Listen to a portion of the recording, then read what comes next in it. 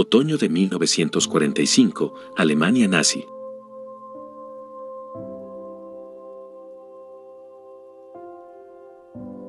En el relato de hoy, conoceremos la historia de la polaca, Zofia Litwinska, la cual relató en el juicio de Bergen-Belsen cómo fue rescatada en el último instante de una cámara de gas. Este asesino es el responsable de la muerte de innumerables personas. Contaba Zofia Litwinska, señalando al miembro de las SS Franz Oehler, antes de desplomarse en el suelo al frente del tribunal británico que juzgaba en 1945 al personal nazi que dirigió el campo de concentración de Bergen-Belsen en el transcurso de la Segunda Guerra Mundial. Esta joven judía, viuda de un oficial polaco, tenía solo 29 años cuando compareció en el juicio como testigo de cargo, pero aparentaba ser mucho más vieja. Los padecimientos que había sufrido en el campo de concentración de Auschwitz habían dejado en ella una profunda huella.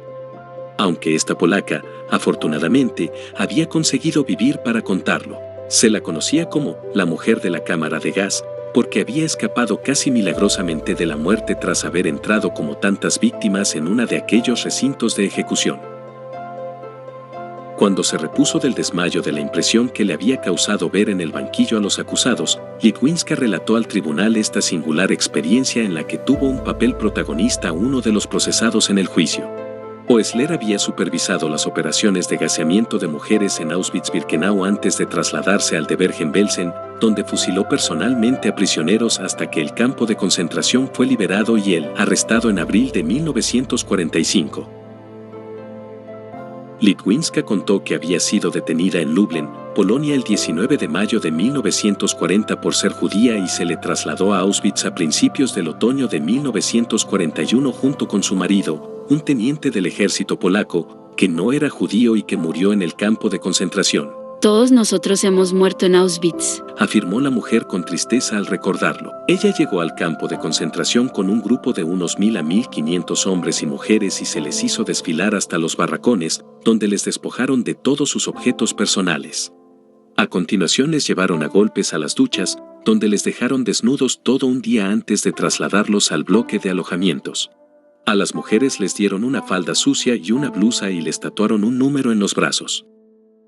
El día de Nochebuena de 1941 me rompí una pierna a consecuencia de una caída cuando transportaba una pesada caja de víveres. Me enviaron al hospital. Durante mi estancia allí más de 3.000 mujeres fueron reconocidas por los médicos y guardianes nazis y muchas de ellas seleccionadas para las cámaras de gas. Durante mi estancia allí más de 3.000 mujeres fueron reconocidas por los médicos y guardianes nazis y muchas de ellas seleccionadas para las cámaras de gas.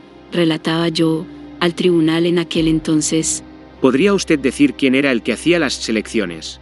Le preguntó el fiscal y la testigo señaló sin dudar a Oehler, antes de emitir sollozos. Para la selección, se ordenaba a las mujeres que se levantaran de sus dormitorios desnudas y pasaran por delante de Oehler y de 2 médicos. Las que no podían andar eran apartadas inmediatamente.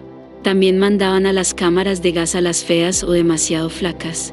En una de aquellas revistas, ella fue seleccionada por no poder andar. Al día siguiente, todavía desnudas, fueron llevadas en camiones al lugar de ejecución. Me hicieron entrar en una sala como de duchas, en la que se veían toallas colgando e incluso espejos. Estaba tan horrorizada que no tenía idea del número de personas que había allí. Se oían gritos y llantos. Se llamaban unos a otros y, enloquecidos, todos se golpeaban. Había gente de todas condiciones, sanos y fuertes, débiles y enfermos. El fiscal le preguntó entonces si estaban cerradas las puertas de aquella sala, a lo que ella respondió que no lo sabía. Nunca pensé que tendría que hablar de ello ante un tribunal. Tras una breve pausa, Litwinska continuó contando que empezó a toser y empezaron a caerle lágrimas de los ojos mientras le angustiaba una sensación de asfixia. No se dio cuenta de lo que le pasaba al resto, estaba concentrada en sí misma. Lo que recuerdo después es que oí pronunciar mi nombre. No tuve fuerzas para responder. Levanté solamente el brazo y entonces noté que alguien me cogía por él y me sacaba de allí. Según su testimonio, fuera del pabellón le esperaba Oehler con una motocicleta. Me montó en ella, me envolvió en una manta y me llevó al hospital, donde permanecí 6 semanas. Aún así, no sané del todo. Los efectos del gas fueron tales que todavía me duele con frecuencia la cabeza y padezco del corazón. Además, cada vez que salgo al aire libre se me llenan los ojos de lágrimas. Aún así, no logré sanar del todo. Litwinska aún no se podía explicar por qué fue sacada de la cámara de gas. Supongo que porque procedía de una prisión y porque mi marido era oficial polaco, pero no estoy muy segura. En realidad, me parece algo inexplicable y casi imposible. No podía precisar cuánto tiempo permaneció dentro de la cámara de gas. Creo que 1 o 2 minutos, no estoy segura del todo. En otoño de 1944, fue trasladada al campo de concentración de Belsen, donde la destinaron a la limpieza de las letrinas y la golpeaban con porras de goma, como al resto de prisioneros. Litwinska acusó de aquellos malos tratos sin vacilar a algunos de los acusados, como Ada Vinco, José Kramer, Hasler o Peter Weingartner, y acusó a una de las procesadas, a Ilse Forster, de haber matado a golpes a una chica de 17 años. Maltrataban a la gente hasta la muerte todos los días.